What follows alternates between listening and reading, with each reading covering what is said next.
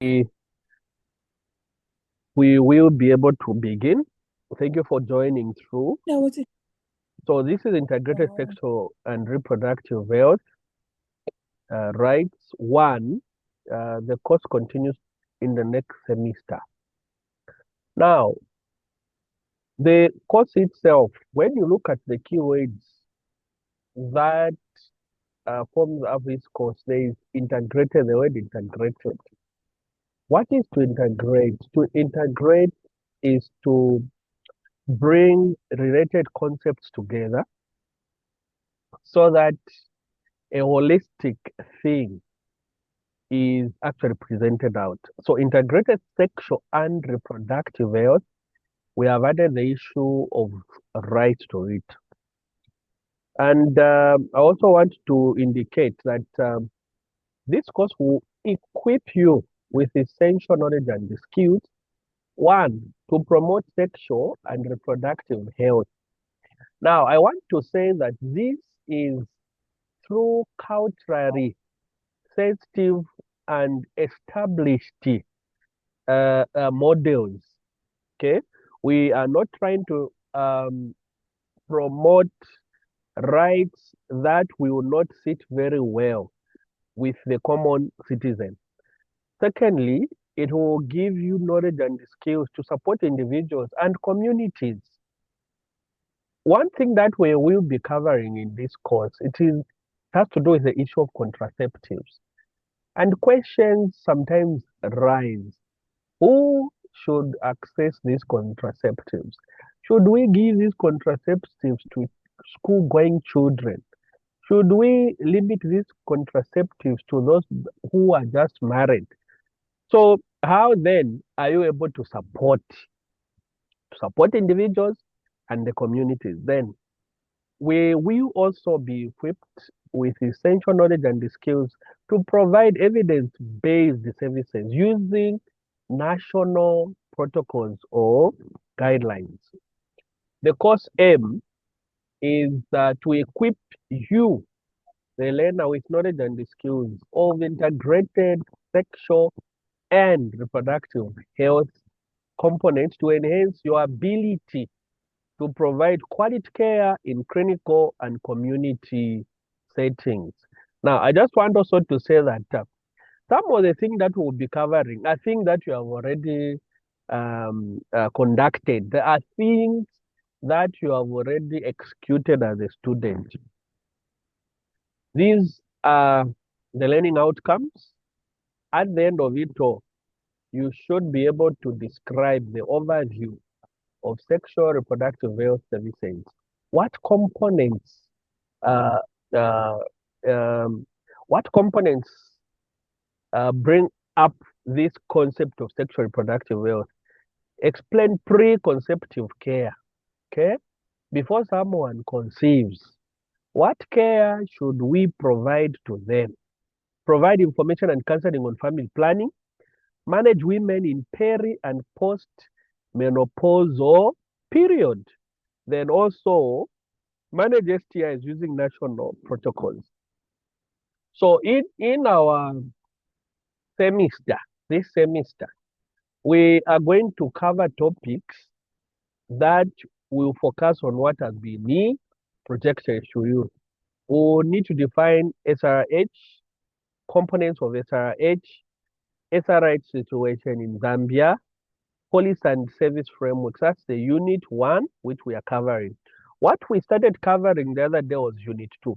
So also focus on policy and service frameworks, integration of sexual reproductive health services, adolescent health, gender and health, male involvement in integrated sexual reproductive health, your role as a student midwife in sexual reproductive health. Then, what is sexual reproductive health? Now, I want to say that the definition for sexual reproductive health is emanating or originating from the definition of health by WHO. Okay, that's the basis. So, sexual And reproductive health is defined as a state of physical, one, emotional, two, mental and social well-being in all matters relating to the reproductive system. Okay, so the catchword here is in all matters relating to the reproductive system. Okay, if you do not have any disease, you don't have any ailments, and so on. But this is not enough. Physically, you should be holistic, emotionally, and so on. So, the definition of sexual reproductive health is so huge, it is so wide. Okay. Now, it includes the ability to have a satisfying and safe sex life. Another keyword, capability to reproduce and freedom to decide if, when, and how often to do so. We have seen people that would be having children every year. Every year they have a child. Every year they are pregnant. That is their right. But your role as a student midwife is to help them exercise these rights that they have in their position in a proper manner. Okay.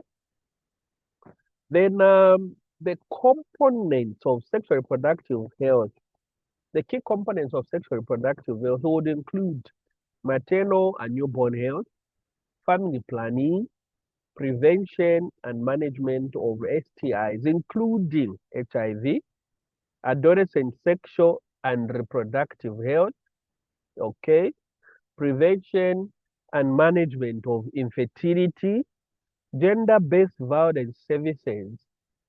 And I'm glad that some of these things that were not so much pronounced today, if you walked and went to UTH, you are going to find this facility, okay, well pronounced, a gender-based violence services institution established there, menopause and andropause services, okay. After one has reached menopause, then how are we as midwives, students, institution going to manage them? Okay. Now, in Zambia, the sexual reproductive health situation is not okay. Melody, you have a hand up, please. You can see a hand. Yes, on the previous slide, you said This one. there's a statement saying free sex life. The previous slides before the components of SRH. Which one? There's a point saying free sex life. Can you kindly explain on Is it the this same this one? statement? Yes, includes the ability to have a satisfying and Safe safe sex. sex life. Yes.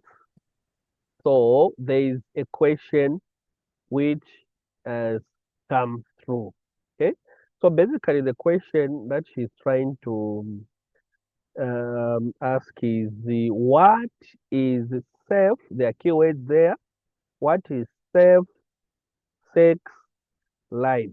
What does it mean? Okay. So safe sex life.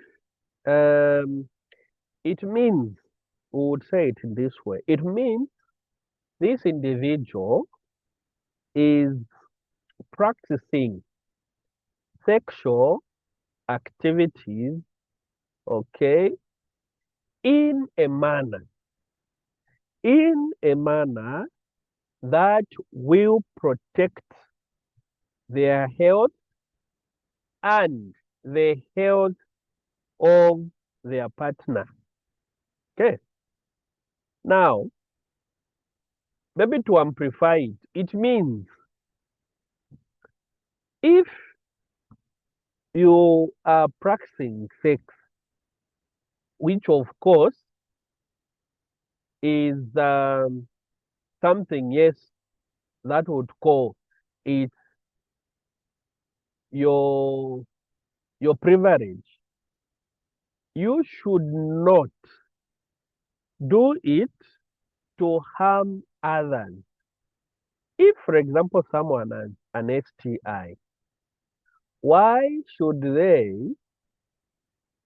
go to engage in sexual activities with another partner with an intention of infecting them? That could be a question. Then, apart from this, maybe the other thing that we can also point out to when we are speaking on this matter is that one, safe sex practices would include the use of condoms whenever it is necessary, being mutually in a monogamous, not poly, but mono, meaning one, okay, being faithful to one sexual partner, and of course, this individual, if there's an intention to engage in sexual activities, it could be an individual who has been tested and this individual is free from infections or ailments. Then, apart from this, safe sex practices also speak to the issue of consent. Okay? To consent is to agree. So it also speaks to the issue of consenting, agreeing to um, participate in this sexual activity. So, in all fairness, when we are saying safe sex life, it is a notion or an idea that is supporting the well-being, number one, respect, three, responsibility, and pleasure without harm. Yeah. So that's what it means. Hopefully it's clear. Is it clear? Yes, I think. Great. Thank you. So now the situation in Zambia with regards to sexual reproductive health. Unfortunately, we have high rates of adolescent pregnancies. Okay. Very high rates of adolescent pregnancies. Then apart from this, we have gaps in access to contraception. This, you may say no, but when you go deeper down in the rural areas, you will discover that some people don't even have access to contraceptives. Okay? At times, we'll have these people go to these facilities. They have been using maybe an injectable. This time around, they are told this injectable has run out and you need to choose an alternative. Okay? So, gaps in access to contraception. Then cultural and religious barriers.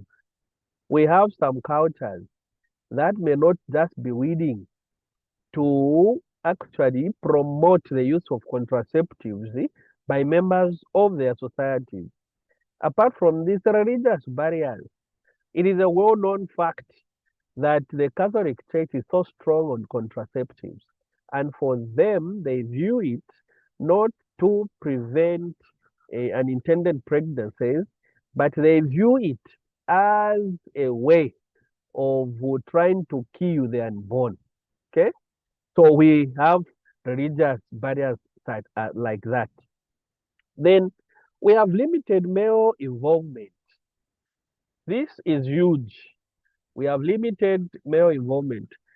I did a study in 2018 on one aspect of male involvement that was only to do with the participation of men when their women fall pregnant.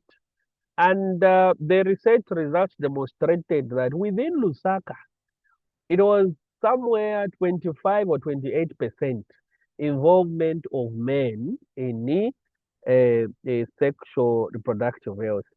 So we are still struggling, okay, as a country. Need for better service integration, that's another thing. Because right now, the model that I think has been promoted all along is a model where if I went into this facility, I need to find all services related to sexual reproductive health. But you discover you ask for this thing, it's not there. You ask for this other thing, it's there. So we are yet struggling with integrating these services so that we can provide care to our population that is well integrated. Maybe a moment of reflection. What challenges have you observed in your community? Okay, not any other community, but in your community related to sexual reproductive health. This, I think we can answer at our own time. Maybe there is one who would want to speak. You can just unmute your voice and add to this conversation. What challenges have you observed in your community related to sexual reproductive health? Anyone? Anybody?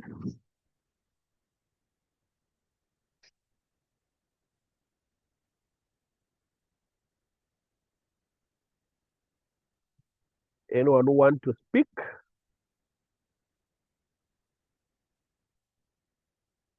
Okay, if there is none, we can move. Let's go to policy and service framework.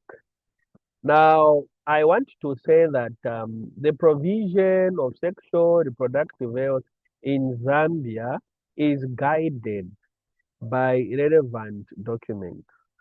Documents that are so important. Number one, we have a document called the Zambia Reproductive Health Policy. In this policy, we are going to find the nitty-gritties that are so critical in providing sexual reproductive health. And I think it is also important that at our own time, we will read through this document once I share on your platform.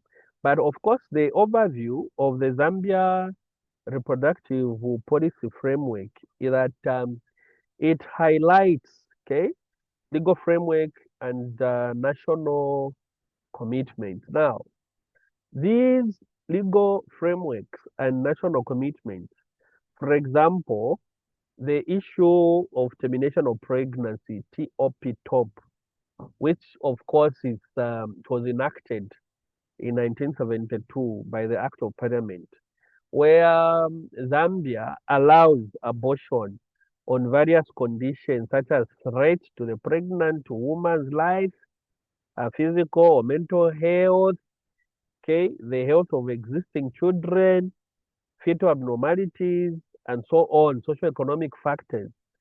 So the policy guides, and apart from that one, it also gives the operational requirements and clinical guidelines on how things need to be done. Then, apart from this, we have documents such as National Health Strategic Plan. For this one, uh, the current one that we are using is ending in 2016. Okay, the Zambia National Health Strategic Plan. So this one is ending in 2016, and some of the things that are included in this in this plan, 20, actually expanding over a period of 2022 to 2026. So it aims to enhance or strengthen health outcomes, and specifically looking on sexual reproductive health. It is giving us directives on how we actually need to have institutions that are very strong in these services. And by the way, let me just also say that finally, Zambia has now adopted the improved labor care guidelines. So when you go back to the clinical area, you may not find that ordinary that ordinary pantograph, it has been changed. Okay, we have adopted a new one, which was established by WHO in 2018. So that's the one that we'll be having. And when you look at the labor care guideline, it has components, for example, to do with the allowing a partner or a significant other to this woman to be available during the time of delivery, okay? The support person. It also has components that may not be found on the pantograph that we have. It is so well brought out and it would include a lot of things. So the National Health Strategic Plan speaks to these issues, okay? Expanding emergency obstetric and neonatal care services to reach all facilities by next year, okay? Lowering complications from unsafe abortions. Then also improving skilled birth attendance from about 69% to 80% by 2016. So all these are embedded in the National Strategic Plan. When we come to WHO guidelines on sexual reproductive health, I've just cited and given you one example. Adolescent health strategy, it is one of the documents. Integration of SRH in primary health care, that's another critical document, which of course forms the policy and service framework for sexual reproductive health rights.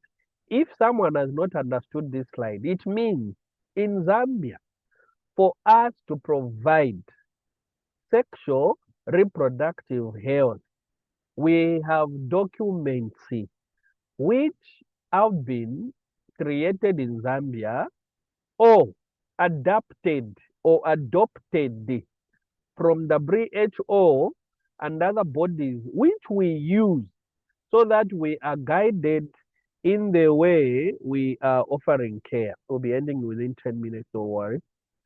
What is the role of the midwife in sexual reproductive health? One, your role is to educate. Whom are you educating? Individuals and communities. What is the emphasis of your education? Sexual reproductive health. Two, counseling and providing contraceptives. Okay. Diagnosing and treating STIs. Advocating for gender sensitive care. Right? You are an advocate. Okay. For gender sensitive care. Okay. Then supporting, okay, supporting adolescents and vulnerable population. Okay, so maybe just to amplify on gender sensitive care. So this is care that will recognize and respect the differences, number one, in needs, experiences, and social roles of, of individuals based on their gender. Okay. And the key principles of gender sensitive care, number one, um, it promotes equity, respect, non-discrimination, empowerment, safety, and privacy. So these are very important. Okay. Very, very, very critical. If you're providing gender sensitive care, these should come out: equity, okay, respect, non-discrimination, avoid gender bias. You just see someone walking like a woman, you are like, no, he is gay. No, they need a service, non-discrimination, empowerment. You want to give so much information to these people that are coming to you so that they make informed decisions. That is empowerment. Okay? Safety and privacy. We need to create an environment where patients, especially those who are vulnerable, feel very safe and welcome. Okay. Then we have a group task. We have a group task, and if those groups which Tony had shared are online or not online, this is the task for every group. Why is integration of sexual reproductive health services important? How can midwives promote male involvement in sexual reproductive health? What policies guide sexual reproductive health services in Zambia? So I need a 4-page write-up, and you need to submit through WhatsApp. That would be okay. Or if possible, email if you will have stable internet connectivity. So this would be very, very important. Summary or key takeaways. Number one, sexual reproductive health is a broad and essential part of public health. Okay. Sexual reproductive health services must be accessible, integrated, and inclusive. Keywords: accessible, integrated, and inclusive. Then midwives play a central role in ensuring safe and respective care. So, our next class will focus on pre-conception care, and we are going to look at on risk assessment, health promotion, and midwives' role.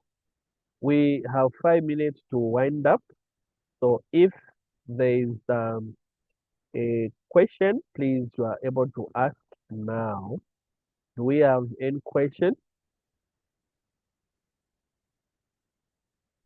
Any question?